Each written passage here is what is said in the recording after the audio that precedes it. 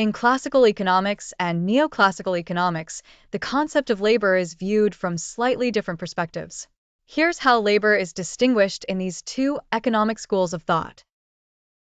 1. Value theory. In classical economics, labor is considered the primary source of value. The labor theory of value, as proposed by classical economists like Adam Smith and David Ricardo, suggests that the value of a good or service is determined by the amount of labor that goes into producing it. Classical economics. If it takes 10 hours to make a chair, then the value of the chair is based on the 10 hours of labor put into making it. Neoclassical economics emphasizes marginal productivity theory, where the value of labor is determined by the additional output produced by one more unit of labor. 2. Role of labor. Classical economics. Labor is one of the three factors of production, alongside land and capital. It represents the physical and mental effort exerted by humans in production. Neoclassical economics. Labor is considered a factor of production whose value is derived from its productivity in generating output. 3. Wages.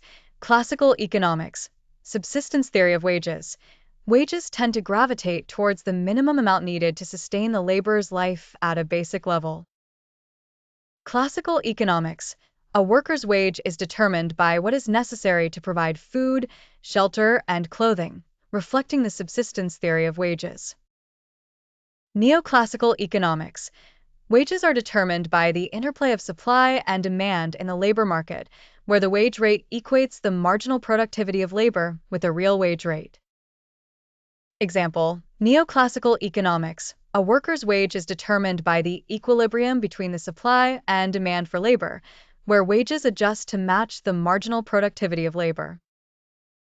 4. Unemployment. Classical economics.